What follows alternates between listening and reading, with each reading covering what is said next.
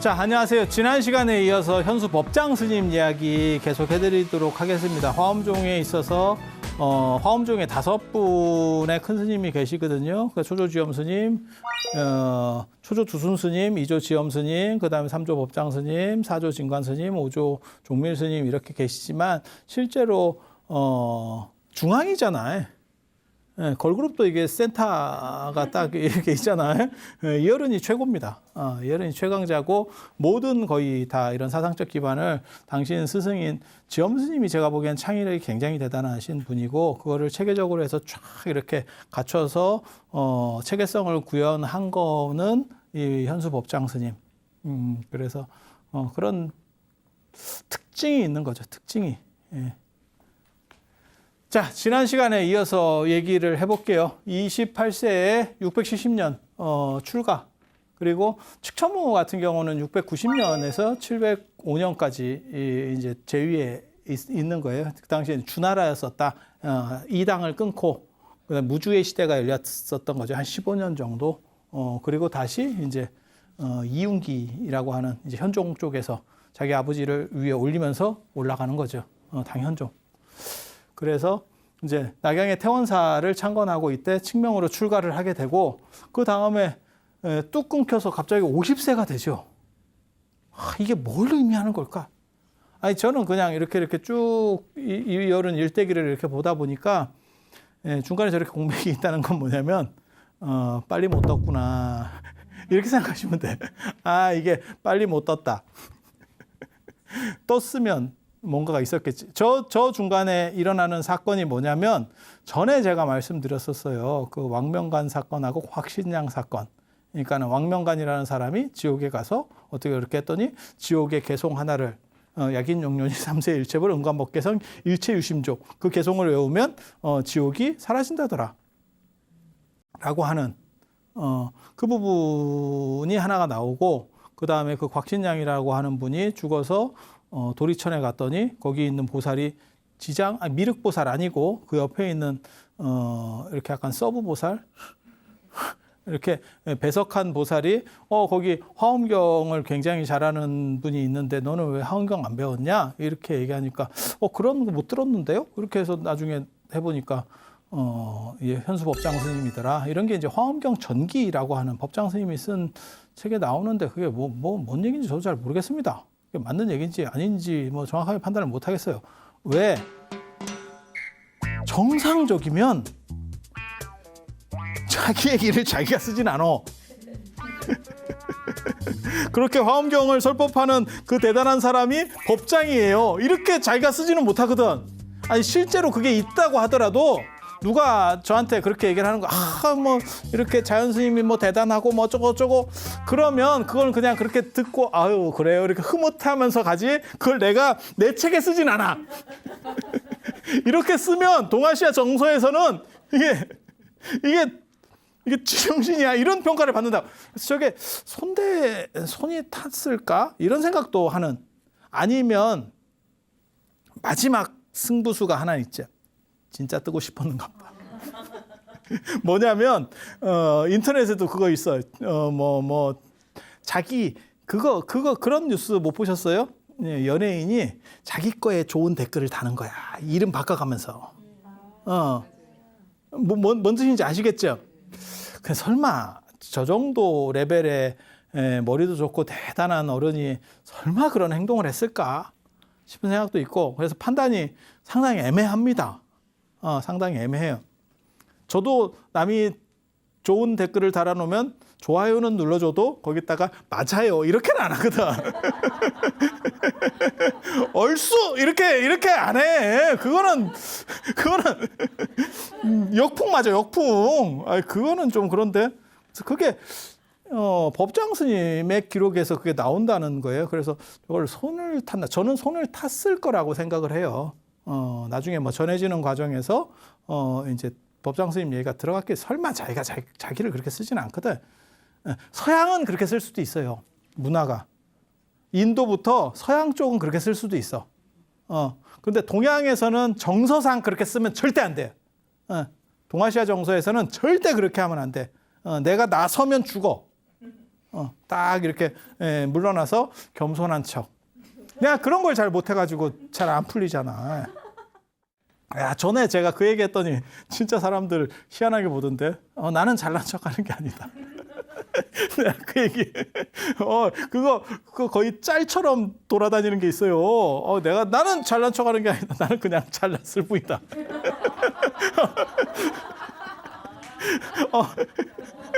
극도로, 극혐 멘트. 근데 사실 제가 여러분이 저를 잘 몰라서 그래요. 저는 제가 똑똑하다는 생각이 없는 사람이에요. 정확하게 말하면. 어렸을 때부터 공부도 잘 못했고 내가 이게 이렇게 뭐 기억력이나 이런 게 별로 그렇게 좋은 사람이 아니에요. 그래서 나중에 문제가 터지는 거예요.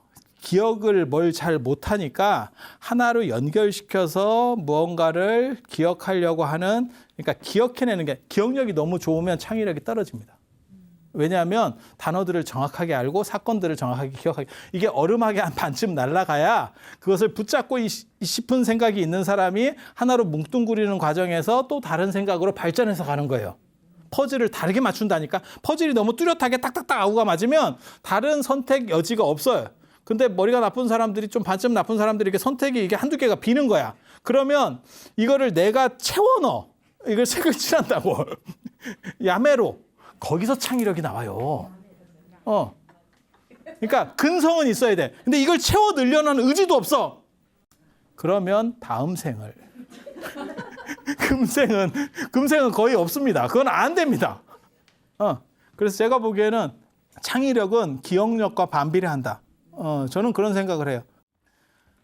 아무튼 그 사건이 이 중간에 있는 사건이고, 그 화엄경 전기라고 하는 그 이야기들이 이 안에 들어가는 거고, 그 다음에 50세가 되면 인현강 운하사에서 화엄경을 강론하고, 야, 이것도 참 슬프다. 왜? 50세까지 됐어도 운하사밖에 못 가는구나. 당신 스승절이 운하사야. 운하사. 제가 얘기했잖아. 지엄 스님 조금 상태가 별로, 이렇게 지엄 스님 계셨을 때 절이 상태가 안 좋았다고. 그런데 50이 돼도 지금 운하사에 있는 거예요. 잘 안 먹혔다는 얘기지. 그리고 아까 그 곽신양 사건도 뭐냐면 그 돌아가셔가지고, 그 곽신양이라고 하는 분이 돌아가셔서 도솔촌에 올라가서도 화엄경 설법하는 분은 없던데요? 이렇게 나오는 게 안 알려졌다는 얘기예요. 안 알려졌다는 얘기예요. 그래서 거기서 화엄경을 2년이나 강론을 하고, 이것도 다 60권 화엄경을 하는 거예요. 그때 입에서 빛이 나고 하늘에 이렇게 뭐가 이렇게 구름같이, 아니면 뭐 이렇게 빛이 이렇게 서려가지고, 천개라고 하는 게 보개, 그 다음에 뭐 일산, 안 그러면 닷집 같은 게 이렇게 탁 서려다 법문을 하는데 입에서 빛이 나고, 뭐 좀 있어 보이잖아. 그러니까 이거야말로 대단하다. 뭐 이런 정도 상징성으로 받아들이면 돼요. 그리고 53세가 되면, 근데 이월은 진짜 오래 사시긴 오래 사신 거예요. 이게 53세에 이게 실천한다가 호탄 분인데, 이분이 이제 화엄경을 가지고 와가지고 이제 번역을 하는데, 그게 80권 화엄경이거든요. 당신은 60권 화엄경에 이제 충분히 익숙한 분이죠. 그래서 80권 화엄경 번역할 때 옆에 이제 번역 요원으로 들어간 거죠. 번역을 도와주는 사람. 그러니까 전체 리더는 실천한다고. 저분은 이제 호탄이라고 하는 서역 사람이니까 중국말에 상대적으로 이렇게 잘 안 되잖아요. 근데 어차피 읽는 거는 중국 사람이 읽는 거니까 그걸 이제 윤문 작업하고 대조해주고 이런 걸 해줘야 될 거 아니에요. 그러니까 제가 늘상 얘기하잖아요. 법륜 스님 같은 저렇게 대단한 어른들은 이렇게 그냥 증문즉설 이렇게 얘기하면 책이 나오고, 우리는 그냥 출판사에서 교정까지 나한테 하라고. 누가 이런 거 좀 해줬으면, 이러고 있는 거예요. 그냥 뭐 고쳐주세요. 그러면 하고, 사진 이거 좀 맞춤한 사진 없어요. 그럼 내가 사진 줘야 되고, 혼자 다 해야 돼. 그런데 이렇게 하면 기술이 좋아진다. 물론 쓸모는 거의 없어. 출판사를 차리지 않을 거면 쓸모는 없는데 기술은 좋아져. 그래서 그래서 나중에 이게 몇 년 지나니까 지금 저 같은 경우는 출판하는 그 담당자하고 얘기를 하면 그분이 감탄합니다. 정확하게 시장을 이해하고 있어.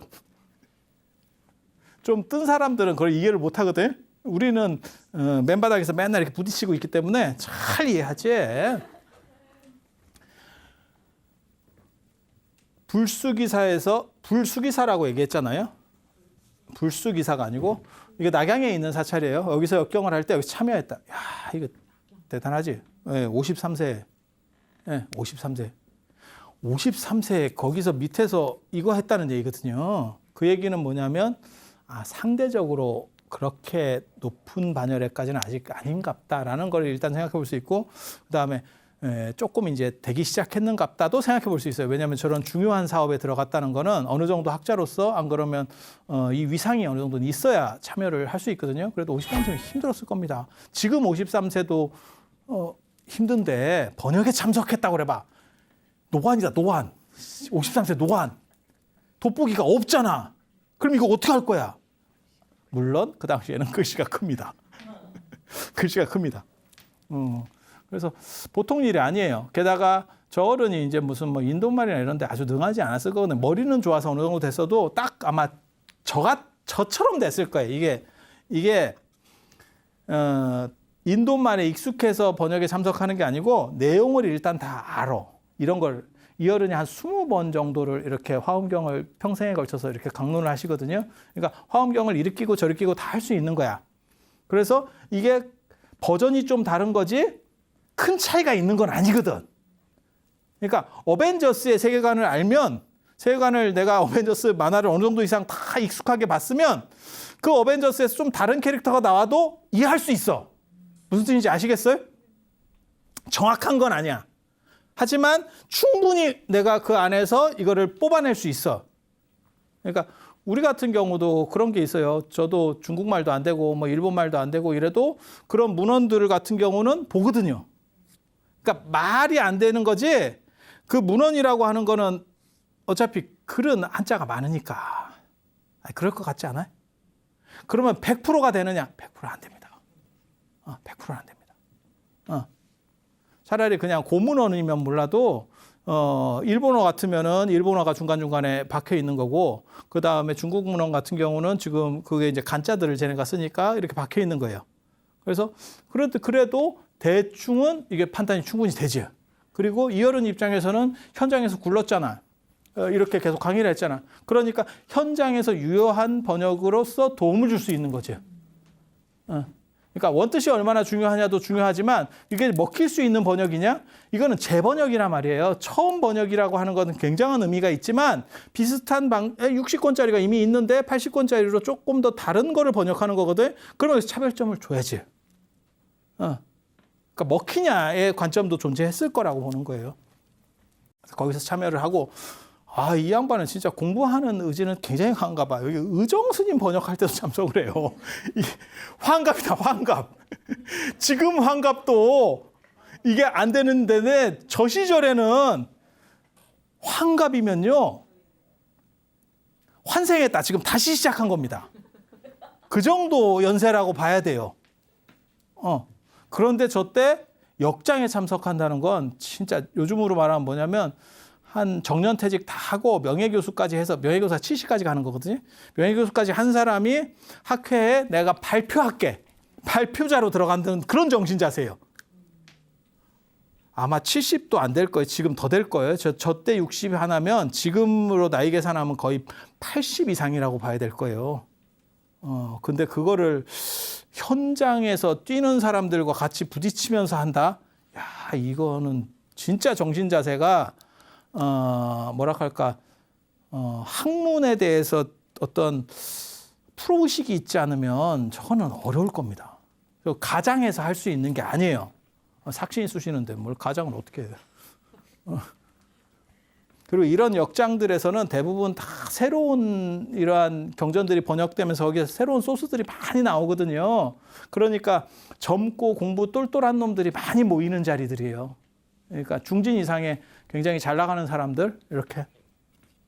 그리고 아까 지난 시간에 제가 말씀드렸는데 57세에 이제 의상대사한테 책하고 당신 저술들을 보내니까 이때가 어떻게 보면 이 50대가 가장 활발한 당신 활동을 하셨던 때고 또 불수기사 이 낙양 불수기사에서 화엄경을 강설했대. 요거 이제 번역 이제 어느 정도 들어가고 이제 번역이 되니까 이제 화엄경을 강설을 했더니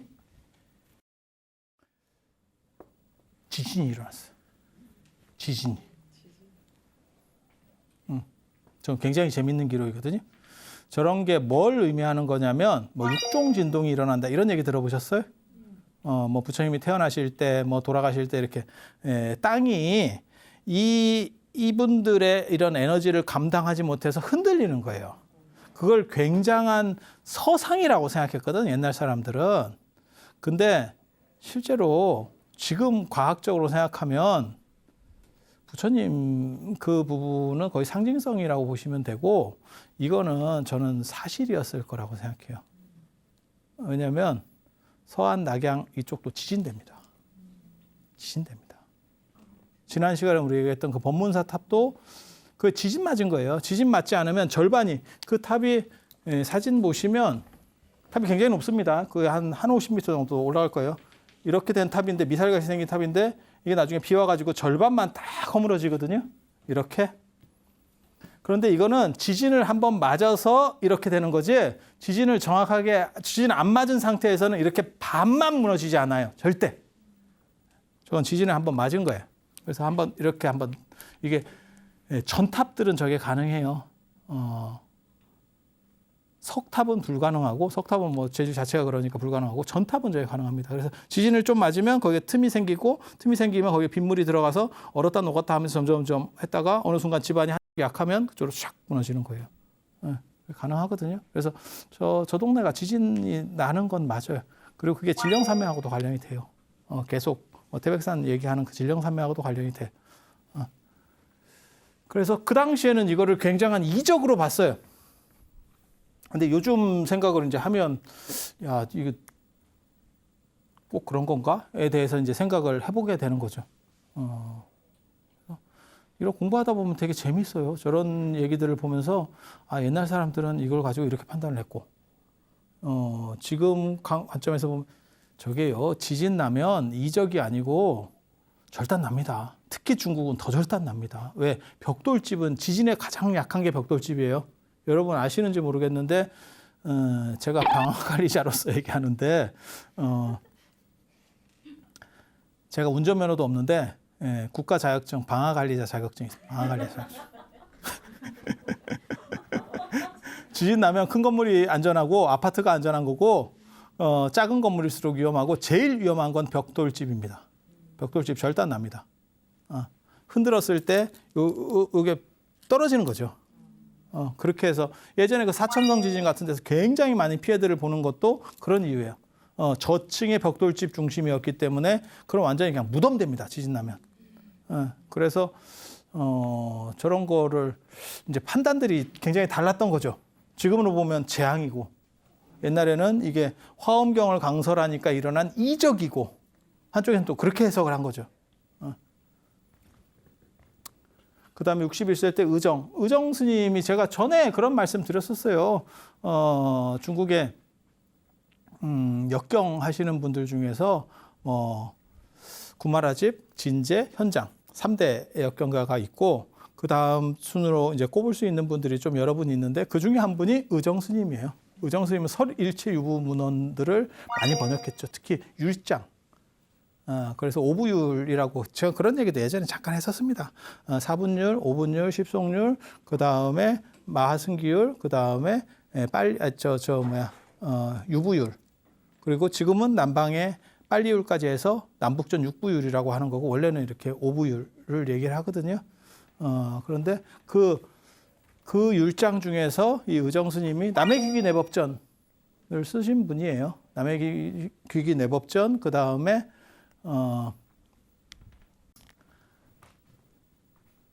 서역 구법고승전 뭐 이래가지고 그런 책도 쓰고 그래서 이제 인도 가신 분들에 대한 전기 같은 것도 많이 남기고 그래서 그분이 와서 신자료들을 가지고 오니까 인도에서 넘어온 따끈따끈한 신자료를 가지고 오니까 그 역장에 참여해서 공부를 하고 싶었던 거예요.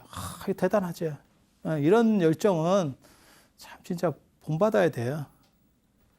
그리고 62세의 내도량이라고 하는 거는 이제 왕궁 안에서 화엄경 법회를 해요. 이게 이제 여기서 번역 다 된 거를 여기서 이제 번역된 거를 이제 여기서 법회를 하는 거죠. 그때 부도탑 두 개에서 빛이 났대. 이적이 벌어진 거예요. 대박이지. 왜 그냥 절에서 저 아까 그 운하사나 이런 데서 이적 나와도 그런가? 이러고 끝나는 건데 이게 지금 내도량에서 황실 안에서 이런 일이 벌어지잖아요. 난리 날 것 같지 않아요? 난리가 났지. 그래서 칙천무가 부릅니다. 이때 칙천무는 황제였을 때입니다. 그래서 장생전에서 나를 위해서 설법을 해달라. 그렇게 해서 법문을 했대, 칙천무한테. 그랬더니 칙천무가 또 우리 선배 출신이잖아요. 전에 제가 그런 얘기 해드렸잖아요. 예, 당세종 그 후궁으로 들어가서 이렇게 정업사에서 나중에 당세종 돌아가시고 나서 비구니가 돼서 이렇게 살다가 당고종 이치하고 이렇게 눈이 지식 해가지고 다시 빼와서 그러니까 불교적으로 굉장히 이 사람이 불교적인 사람이에요. 불교를 좋아하는 분이기도 하고. 그리고 전에 제가 그런 얘기도 했잖아요. 자기 등신불 만들어가지고 결국 자기가 황제가 됐고 발언을 해서 황제가 됐고.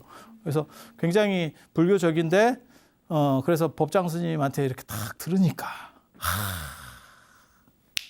참 화엄경 새로 번역돼서 그걸 들으니까 얼마나 감동이겠어. 못 알아들었대. 못 알아들었대. 그래서 이게 뭔 소리요? 이렇게 하니까 이게 안 되겠다. 이런 식으로는 안 되겠다라고 해서 자각을 해서 새로운 방식으로 설명을 해줬대. 그게 화엄경 금사자장이에요. 금사자장. 이 금사자장이 아주 짧은 책이에요. 아주 짧은 책. 그 황궁이나 중국에도 큰 이런 데 건물 가면 앞에 사자가 2마리가 있거든. 그 사자, 금으로 된 사자. 도금인지 안에까지 금인지는 잘 모르겠는데 그 장생전에 있었던 그 금사자를 비유해서 했다는 거예요. 내용 궁금하지 않아? 어떻게 다운시켜서 이거를 알아듣게 했을까? 천재 일우의 기회인데 그 기회에서 비끄러지면 난 못 알아들어도 끝나는 거요. 황제가 이렇게 시간이 있고 이런 사람이 아니야. 특별히 지금 모셔왔는데 이때 강한 뭔가 임팩트를 주든지 막 이렇게 딱 남겨야 되거든. 그래서 유도리 있게 쫙 발휘한 게 금사자 쫙 당겼다는 거 아니에요.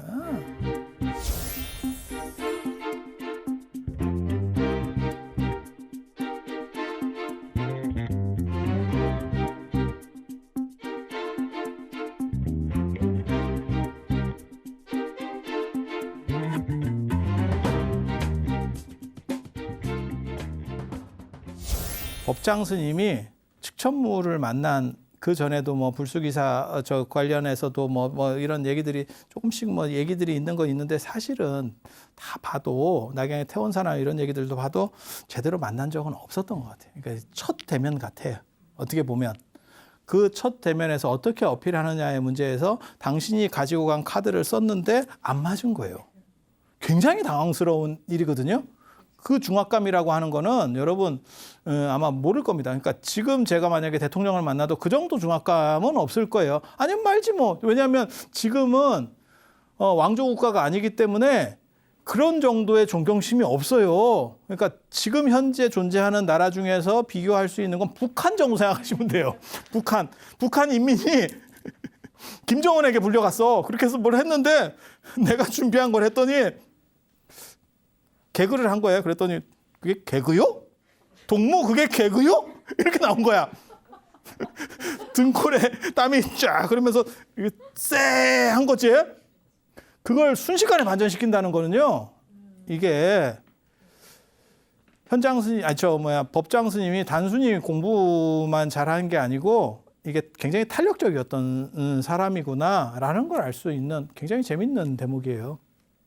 그리고 저게 이제 보통 지금도 자금성이나 이런 데 가면 금사자가 있어요. 자금성 안에는 전부 금으로 이렇게 돼 있고 이렇게 금 도금이 돼 있죠. 정확하게 말하면 금으로 개금이 된 거지.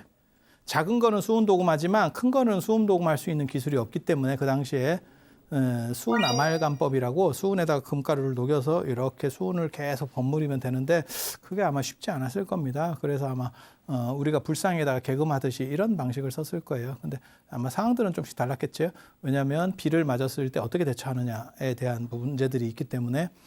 그래서 금사자가 뭘 얘기하는 거냐면 이거 굉장히 쉬워요.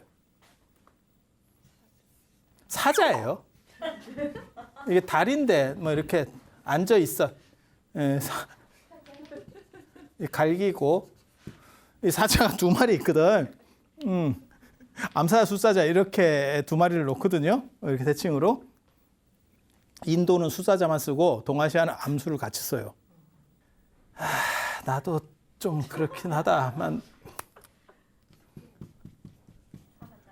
사자인데 이 사자가 이렇게 양쪽에 있으니까 그게 이제 금으로 되어 있잖아요. 진짜 금이라고 치고 뭐 저도 안 봤으니까 뭐 도금인지 금인지 모르겠는데 순금이라고 치고 금이라고 하는 진료는 완전 최고급 진료잖아요. 그걸 누구도 부정할 수는 없잖아요. 그리고 이것을 가지고 다양하게 만들 수 있는 거지. 뭐 사자도 만들 수 있고 뭐 코끼리도 만들 수 있고 뭐 숟가락도 만들 수 있는 거고 뭐 수도꼭지도 만들 수 있는 거겠죠. 뭐 여러 가지 만들 수 있겠죠. 모든 것은 변화해도 그 진료의 완전성은 항상하다. 그게 금사자장에서 말하려고 하는 핵심입니다. 그러니까 뭐가 있냐면 전에 얘기한 거랑 똑같아요. 여기에 개별성들이 이렇게 존재하고 있지만 실제로 이것들은 본질적 완전성에 의해서 어떤 개별성도 다 완전하다. 그러니까 화엄의 입장에서는 불완전성은 존재하지 않는다. 그 얘기예요. 그게 이제 이 성기설하고 관련되는 거거든요. 성기설. 성기 이런 건 안 써놨구나.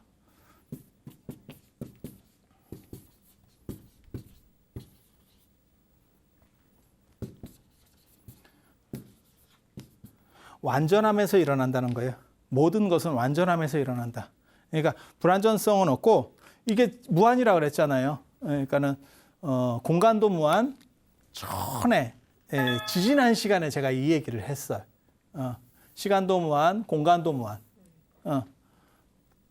그래서 잘 기억이 안 나시는 분들은 지지난 시간 걸 보면 되고 그래도 귀찮으신 분들, 제가 그런 귀찮은 걸 제가 정확하게 압니다. 간단하게 그냥 압축시켜서 말씀드리면 시간적으로나 공간적으로나 그것이 만약에 끝도 없는 무한이라면 그걸 전제로 까는 거예요. 이건 대전제. 이건 귀납법이 아니고 종교의 논리는 대부분 연역법이에요. 연역법은 전제가 참이면 그 다음 명제도 다 참이 될 수밖에 없는 거거든요. 그래서 시간과 공간이 무한이라면 지금 존재하는 지금 우리의 이 시간도 무한인 거예요, 사실은. 우리가 순간이라고 이해하는 것도 사실은 무한인 거예요. 그리고 우리가 나도 있고 여기에 뭐 테이블도 있고 뭐 여기에 지금 양탄자 같은 것도 있고 이런 것도 전부 다 사실은 무한이에요. 무한으로서 이렇게 드러나 있는 것뿐이야. 개체성을 가지고 있는 것뿐이야. 그래서 본질적 무한을 자각하면 이 세상에 완전하지 않은 건 없어. 그리고 그것은 다 여기서 무한이라는 건 깨달음하고 똑같다고 생각하시면 돼요. 우리는 모질르든 남든 간에 전부 깨달음 속에서 흘러가고 있어. 그리고 성기설이라고 하는 것은 사실은 모두 완전한 데서 시작한 거야. 불완전이 만들어져서 완전으로 가는 게 아니고 완전에서 시작해서 이렇게 나타나고 있는 거야. 마치 꿈처럼. 꿈이라고 하는 거는 전체가 다 어떻게 보면 허상이고 그 안에서 나타나는 현상들을 얘기하는 거거든요. 그래서 이 안에 있는 현상이라고 하는 거는 실제로 차등이 없어. 차등이 없어. 단 그렇다고 해서 현상적인 부분들이 다 뭉개져서 다 똑같이 되는 거냐? 그건 아니고 그 얘기를 하는 거예요. 이 금사자장이. 그래서 이건 진료적 완전성을 가지고 있잖아. 그 진료적 완전성을 가졌다는 그것을 이해하면 그 나머지의 모든 작용력들이 다르게 나타나도 현상적으로 다르게 나타나도 그것은 다 완전한 거야. 그러니까 다 깨달음을 얻어 있는 거야. 당신이 이렇게 하든 저렇게 하든 전부 깨달음을 얻고 있는 거야. 라고 말하는 거예요. 그런데 이제 문제가 이게 화엄 사상에서 제일 중요한 키포인트인데, 그리고 여기에 축천무가 브라보를 하게 됐죠. 이게 이제 어떻게 보면 현수 법장 스님 인생 전체를 통틀어서 가장 하이라이트였을 거예요. 당신이 가장 영예로운. 그러니까 그거를 그걸 또 이제 기록을 해서 화엄경 금사자장이라고 조그만 책이 있습니다. 한 권짜리가. 누가 저한테 그러더라고. 예전에 제가 출가한 지 얼마 안 됐을 때 모모 스님이 꼭 그게 주지 안 살아본 사람의 특징이에요. 저도 그 당시에 뭐 다 찌리했었고 이랬는데 뭐라고 얘기하는 거냐면, 절에서 연등값을 정해놓고 받는 것은 맞지 않다. 우리가 연등값을 정해놨잖아. 뭐 5만 원, 10만 원, 어떤 거는 뭐 30만 원, 50만 원, 100만 원 뭐 이런 식으로 정해놓고 차등을 두고, 두 가지의 차등을 두거든요, 보통. 크기의 차등, 장소의 차등. 아니, 그냥 있는 대로 얘기하는 거예요. 거짓말 하는 게 아니고, 물론 색깔의 차등을 줄 수도 있어요. 등 색깔 가지고 차등을 줄 수도 있고. 아무튼 차등을 두잖아. 근데 그것은 올바르지 않대. 아니, 그게 신심 있는 그렇게 공양이라고 하는 게, 보시라고 하는 게 그런 정신으로는 안 된다는 거예요. 그래서 신도가 주는 만큼 받재. 그런 얘기를 하더라고. 굉장히 맞는 것 같지 않아? 그때 뭐라고 얘기했냐면, 야, 10만 원짜리 등을 키는 사람하고 연등을 키는 사람하고 100만 원짜리 연등을 키는 사람, 그냥 비유예요. 연등을 키는 사람하고 부처님이 차등을 가지고 대하겠냐? 이 사람을 10배 더 좋아하겠냐? 이런 얘기를 하는 거야. 여러분은 어때? 말이 맞아요? 부처님의 입장에서는, 부처님은 절대성을 가진, 쉽게 말해서 무한적 존재이기 때문에 그 부처님의 입장에서 보면 이거나 같다는 거죠. 이거는 현상적 차등이지 본질적 차등일 수는 없다는 거예요. 본질에서의 차등일 수는 없다는 거예요. 그러니까 그냥 주는 대로 받지. 그걸 모모 주지 스님이 거기에 낚여가지고 그랬다가 초파일 등값이 반으로 줄었다는. 재밌는 거예요. 근데 이게 뭐냐면, 이게 무슨 문제인지 아세요? 본질에 휩싸여서 작용, 현상을 놓친 거예요. 물론 이 입장에서의 차등은 없겠지. 하지만 이렇게 하는 차등은 존재하죠. 이게 개별성이라고 하는 거예요. 이게 개별성이라고 하는 거예요. 여기도 비슷한 문제가 있어요. 금이 본질적으로 모두가, 우리가 쉽게 말해서 5만 원짜리, 뭐 10만 원짜리, 100만 원짜리, 30만 원짜리가 전부 금이라고 얘기할 수 있냐? 지금 그 얘기가 벌어지는 거예요. 완전성에서 시작된 게 맞냐? 근데 법장 스님은 실제로 그렇게 믿었던 것 같아요. 제가 지금 비판하는 거는 사실은 후대적 사고에서 비판하는 거예요. 그 당시에 왜 법장 스님이나 지엄 스님이 저런 사고를 했는지 정확하게 이해하고 있습니다. 왜냐하면 중국 같은 경우도 상고주의가 있고, 상고주의는 원래는 완전성에서 시작해서 점점점 상태가 안 좋아졌어요 라고 말하는 거기 때문에, 그것을 역사적으로 보지 않고 내면에서 봐버리면 인간이라고 하는 건 원래 선한데 상태가 매롱이 됐어요. 그건 맹자가 역사론이 있고 그다음에 내면적으로 바꾸는 거거든요. 그게 맹자의 성선론이거든요. 그 성론을 그대로 이어서 오는 것 중에 하나가 화엄이에요. 그래서 화엄이라고 하는 것은 모두 다 완전성에 시작해서 갖추어져 있는 거를 드러난 차이들이 존재하지만, 사실 그거는 현상적으로 서로 개별성을 가지는 것뿐이지, 그것은 다 또 대등관계고 서로 포함관계라는 거예요. 이게 좀 진짜 그럴까?에 대해서 부딪히면, 이거는 근세 인식인 거는 맞아요. 모든 사람이 대등관계라는 보편성, 그러니까 귀족이든 뭐든 없고 본질적으로는 대등하다라고 하는 거거든요. 그런데 그런 점에서는 참 이게 근세은식이라고 하는 게 중국에는 당나라 때부터 나왔구나. 당나라는 중국 역사에서는 중세예요. 우리는 그 시절에 고대가 되는데 중국에서는 중세로 분류되거든요. 그런데 굉장히 혁명적인 사고기는 하지만 진짜 그래? 라고 하는 부분이 존재하죠. 왜? 나중에 얘기를 하잖아요. 뭐가 있냐면 인간이라고 하는 건 선에서 출발하는 게 아니고 악에서 출발했을 수도 있어 라고 말하는 사람들이 나타나기 때문에 그 대표적인 사람이 나중에 다윈, 그 다음에 프로이트죠. 인간은 단세포의 상태 메롱에서부터 출발해가지고 짝짝짝짝짝 지금 온 거기 때문에 인간의 본질 자체가 청정하냐에 대한 문제가 벌어지는 거예요. 그리고 선에서도 이 논점들이 나중에 나옵니다.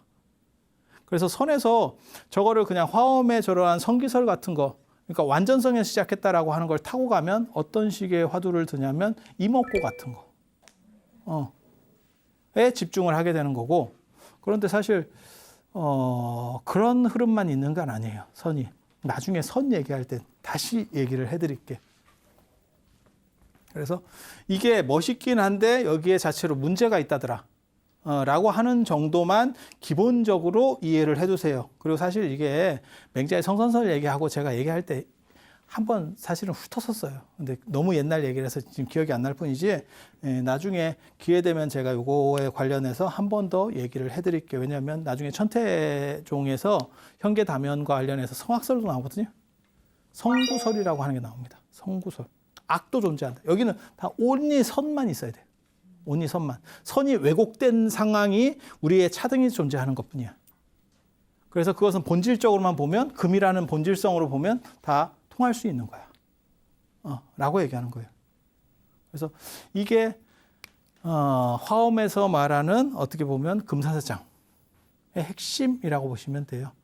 그리고 이제 이어른을 돌아가시게 해드려야 돼요. 어떻게 해서든지 이번 시간 안에는 돌아가셔야 다음 시간에 화엄사상 얘기는 또 할 겁니다. 이 부분에 대해서 또 얘기를 해야 되기 때문에 또 하긴 할 거예요. 내친 김에 가시는 것까지. 그래서 70세가 되면 712년에 천복사. 천복사 너무너무 안타까운 절입니다. 천복사에서 이제 돌아가시죠. 천복사가 개인적으로 안타깝다는 이유는 중국절은 진짜 이해하기가 쉬워요. 큰 절들은 다 저게 있어. 대자를 붙여. 그러니까 자은사 이렇게 되는 게 아니고 대자은사, 대흥선사, 대천복사 이렇게 되거든요. 그리고 이 천복사가 이 의정 스님이 인도에서 그 경전들 설일치유부의 율 문헌들을 주로 가지고 온 거를 여기다가 탑을 만들어서 그게 소안탑입니다. 현장 스님이 자은사의 대안탑을 만들어서 당신이 가지고 온 경전을 수납하는 걸 보고 여기다가 작은 천복사 탑을 만들고 그걸 이제 소안탑이라고 사람들이 얘기를 하거든요. 그렇게 해서 여기서 주석하시면서 번역도 하고 하셨던 자리예요. 그래서 당신이 의정 스님의 역장에 참석했었던 뭐 이런 정도의 인연들과 결부돼서 여기서 돌아가시는 것 같아요.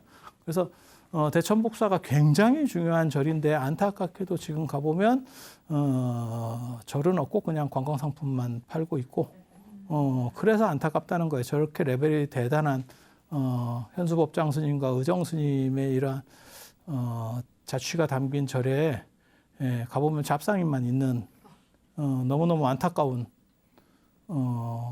근데 현장 스님은 그 자은사는 대단하죠. 지금 완전히 뭐 거기는 뭐 사람이 미어 터지는 절이고 진짜 어떻게 보면 소림사와 더불어서 최대 사찰, 중국을 대표하는 어떻게 보면 최대 사찰이라고 해도 아니 그냥 많이 오는 걸로 이제 그거 있잖아요.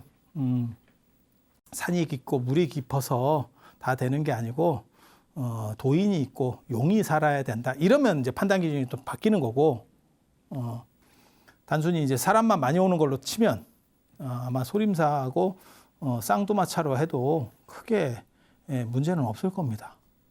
그렇게 해서 현장 스님의 자은사는 아직도 그렇게 번성하고 있는데 얼마 안 떨어져 있어요. 얼마 안 떨어져 있는데 천복사는 좀 쓸쓸합니다. 가보면. 다음 시간에 오늘 지금 말씀드리는 거는 현수법장 스님의 뒷부분하고 생애 부분하고 화엄경 금사자장에 대한 이야기, 그리고 다음 시간에는 요 화엄 사상에 대한 부분을 한 번 더 요거 뭐 간단합니다. 그리고 이게 지금 여러분들이 어렵게 생각할지 모르지만 똑같은 얘기로 계속 하드 돌려막기 하는 거예요. 별로 대단한 얘기가 없어. 이 성기설도 그렇고, 그 다음에 지지난 시간에 얘기했었던 이러한 무한 얘기, 육상 원흉 이야기, 그 다음에 중중무진 뭐 법계 연기, 이런 거 다 똑같은 얘기. 그리고 참고로 말씀드리면 요거 하나만 기억하세요. 현수 법장 스님은 실제로 이렇게 생각했다는 거예요. 교상즉 관법. 쉽게 말해서 저 화엄 사상을 이해하면 그게 곧 수행이야. 그러니까 우리가 생각할 때는 수행은 뭐 참선 같은 거 하는 거 아닙니까? 아니, 그것을 잘 이해하면. 근데 저거는 굉장히 재밌는 사고입니다. 재밌는 사고입니다. 실제로 히랍 철학에서도 수학이 그렇게 발전하는 게 수적인 완전성을 가졌을 때 그것을 가지면 깨달음과 가까워질 수 있다라고 하는 사고가 존재하거든요. 그리고 지금 우리도 마찬가지죠. 내용을 정확하게 알면 번뇌가 없어져. 그러니까 우리가 지금 요즘 뭐 주식이 이렇게 막 하고 뭐 코인이 어떻게 된다더라 이렇게 할 때 내용만 정확하게 알아가지고 내가 명확하게 판단할 수만 있어봐. 그러면 번뇌가 없어. 그런데 그게 이게 지금 올라타야 되나 말아야 되나 어떻게 되나 번뇌가 끊임없이 있죠. 물론 초탈한 분들도 있죠. 주식이나 코인은 나의 경지가 아니다. 나는 그냥 땅을 팔 테니 너는 코인을 사라. 이렇게 하시는 땅 파봐라 뭐 100원짜리 나오냐? 하지만 코인을 사면 코인이 나와. 지금 시절은 아주 재밌는 시절이에요. 그래서 알면 정확한 판단에 의해서 번뇌가 해소가 되고 명지가 생긴다라고 생각했던 거는 화엄종입니다. 그런데 이제 한 가지 문제가 생기는 거죠. 그 문제는 뭘까? 머리 좋은 사람은 이게 되는데. 수학자야. 수가 얼마나 아름다운지 아십니까? 이 수학 공식이 얼마나 대단한지 아십니까? 그건 네 생각이고. 이런 사람들이 나오는 거지. 그런 사람들에게는 요만큼도 감동을 줄 수 없는 어려운 판단일 뿐이지. 그럼 무슨 일이 벌어지겠어요? 또 다른 식의 패턴들이 나오게 되죠. 그게 나중에 나오는 밀교선입니다. 그래서 그런 얘기는 계속 가면서 해드리고 화엄에 대한 거는 제가 다음 시간에 한 번 더 정리를 해드릴 수 있도록 그렇게 하겠습니다. 자, 들어주셔서 감사합니다.